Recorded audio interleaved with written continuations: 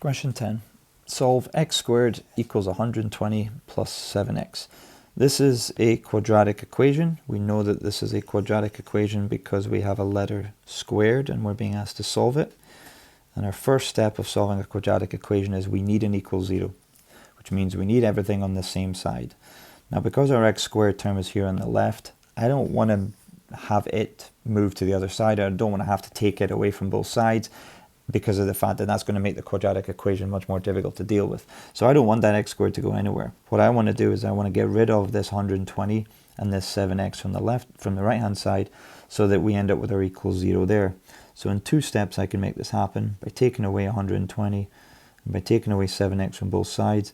That's going to give me the equal 0 that I need in order to solve this equation. On the right hand side, writing this in a nice order, I'm going to have a take away 7x and I'm going to take away 120 like so. Now, if you choose to use the quadratic formula from this point onwards, you will of course get the same answers that I will get later on, assuming that you've typed everything in correctly. However, this factorizes quite nicely, so I'm going to show that.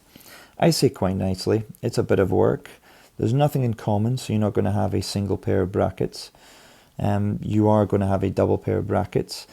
And if you know your factors of 120, or if you're in a position where you can list your factors of 120, as I'm doing just now, you will eventually be able to see 2 numbers that can subtract to give you a 7x. Now, the reason why I say a subtract to give you a 7x is because of the fact that you have a negative 120. That means you've got 1 plus and 1 minus. It's kind of like having a takeaway sum. You're adding a negative technically. One of these has to be a plus, one of these has to be a minus. So you could look at it as a takeaway sum. As long as you have started at 1, then try 2, 3, 4, 5, etc. Keep getting bigger and bigger down that list until you get to a point where you're about to try the number you already have at the bottom, like so. So for example, 7 and 9 were the only ones that didn't work other than 11.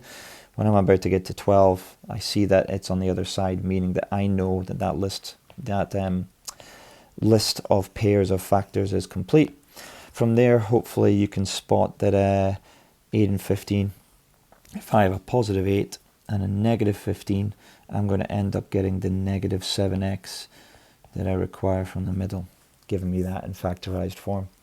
From there, having an quadratic equation set equal to 0, having it in factorized form, then allows us to split up these 2 factors and create 2 mini equations, each of them equaling 0, and each of them getting our 2 separate answers.